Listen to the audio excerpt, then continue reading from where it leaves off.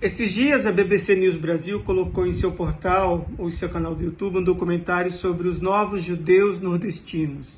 É um processo que começou já há alguns anos, quando algumas famílias ou alguns indivíduos começaram a querer resgatar a sua ancestralidade judaica, os ditos chamados Bnei Anusim, os filhos da conversão forçada.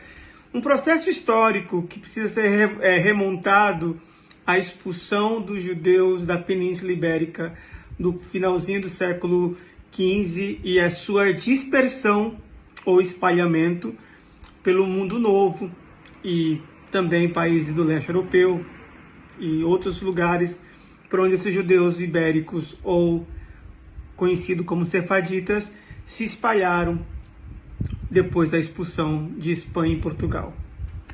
Muitos desses judeus, ao chegar na Holanda, vieram para o Novo Mundo, especialmente a partir de Recife, no dito Brasil holandês. E, através desse Brasil holandês, alguns deles se espalharam pelo interior do sertão.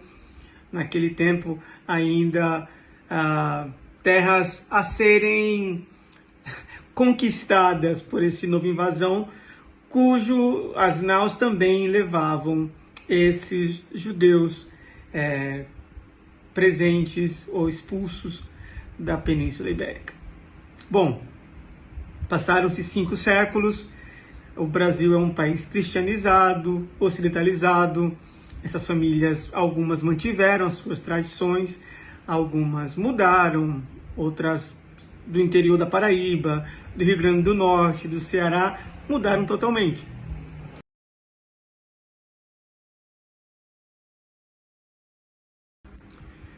E nos últimos anos tem havido uma procura, uma certa demanda por essa busca de uma ancestralidade judaica divulgada a partir de um médico paraibano que promoveu um documentário visitando as suas terras ancestrais no Seridó, da Paraíba e do Rio Grande do Norte, e ele comprovou que vinha de uma família de tradição judaica. Aliás, isso é a realidade de muitas famílias e tradições judaicas e cristãs antigas no sertão, no Agreste e no Brejo paraibano, e também no Agreste e Seridó, Potiguar e na região do Trairi cearense. Isso ainda é presente, esse tipo de cultura. Mas me chama a atenção esse desejo dessa reconversão ao judaísmo. Por que desse interesse? Sendo que não há nenhuma tradição centenária que ligue esse povo ao atual Estado de Israel. Ou seja, por mais que essas tradições persistam, elas acabaram se tornando cristianizadas nesse processo. Elas não denotam uma identidade judaica, senão uma identidade de quem foi cristianizado nesse processo. E o que ocorre é que existe um interesse de voltar a um processo do governo de Israel, que é chamado Aliyá, ou o retorno, para quererem voltar a habitar ou ganharem um passaporte israelense do atual Estado de Israel, e assim também obter algum tipo de justificativa de que eles pertencem a esses judeus que foram exilados, que foram expulsos. Aliás, e não é simplesmente o Estado de Israel que promove esse tipo de reparação histórica. A Espanha e Portugal também abriram por alguns anos essa possibilidade de quem podia comprovar a documentação podia ganhar um passaporte português ou um passaporte espanhol se comprovasse, se conseguisse encontrar a sua genealogia, a sua árvore genealógica que aprovasse, que apontasse para esses antepassados. Aliás, tem muita gente que conseguiu isso, uma maneira de obter um passaporte europeu.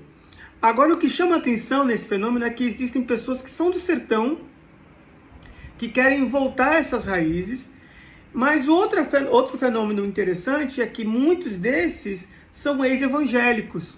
Muitos de igrejas pentecostais, alguns de igrejas até tradicionais, que agora estão aderindo a uma outra crença religiosa que rejeita, em grande parte, talvez a parte mais principal, o núcleo duro da religião cristã, que é a divindade de Jesus, ou a messianidade de Jesus. Aqui a gente tem um fenômeno interessante. Outro fenômeno interessante para a gente prestar atenção e olhar é que muitos desses judeus sertanejos do Nordeste, do interior do sertão, não têm características do leste europeu, não têm olhos azuis, não têm cabelos loiros.